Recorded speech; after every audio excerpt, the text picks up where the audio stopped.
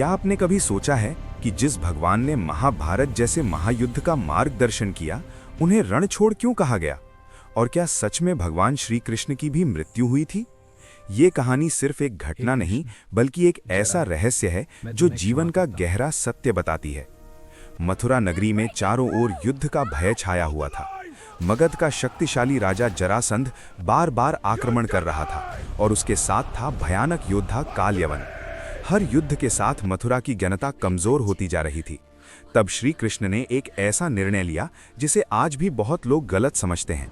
उन्होंने युद्ध भूमि छोड़ दी। लोग कहने लगे कृष्ण रण छोड़कर भाग गए, और तभी से उन्हें रण छोड़ कहा जाने लगा। लेकिन क्या ये वास्तव में भागना था? नहीं, ये एक ऐसी रणनीति थी जो केवल एक दिव्य बुद्धि ही समझ सकती थी।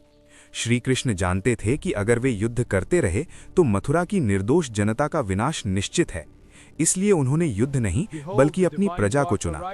वे मथुरा छोड़कर समुद्र के बीच एक सुरक्षित नगरी द्वारिका में बस गए। ये हार नहीं थी, ये एक महान नेतृत्व का निर्णय था, जहां अपने अहंकार से ऊपर उठकर दूसरों की रक्षा की जाती है। समय बीतता गया, महाभारत का युद्ध समाप्त हुआ, लेकिन अब एक और अंत की शुरुआत हो चुकी थी। यदुवंश के भीतर अहंकार और कलह बढ़ने लगी। एक श्राप के प्रभाव से पूरा यदुवंश आपस में ही नष्ट हो गया। श्री कृष्ण ये सब देख रहे थे, क्योंकि वे जानते थे कि ये सब समय का खेल है और अब उनके अवतार का उद्देश्य पूरा हो चुका है। एक दिन जंगल के शांत वातावरण में एक पेड़ के नीचे श्री कृष्ण ध्यान में लीन थे। तभी जरा नाम का एक शिकारी वहां आया। उसने दूर से श्री कृष्ण के पैर को हिरण समझ लिया और बिना सोचे समझे तीर चला दिया। तीर जाकर उनके पैर में लगा। जब जरा पास आया और उसने देखा कि उसने किसे घायल कर दिया है, तो उसका शरीर कांप उठा। वो डर और पश्चाताप से भर गया। लेकिन श्री कृष्ण मुस्कुरा रहे थे। उन्होंने उसे क्षमा कर दिया, क्योंकि ये कोई साधारण घटना नहीं थी, ये एक पूर्व निर्धारित लीला थी। ये मृत्यु नहीं थी, ये एक अवतार का समापन था।